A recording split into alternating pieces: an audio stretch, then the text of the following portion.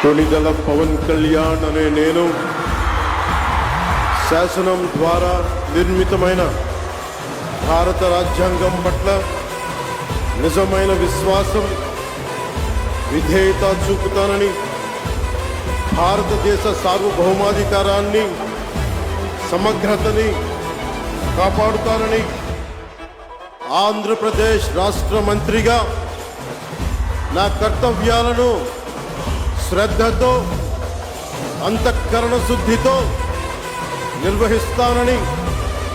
భయం గాని, పక్షపాతం గాని, రాగద్వేషాలు గాని లేకుండా రాజ్యాంగాన్ని, శాసనాలని అనుసరించి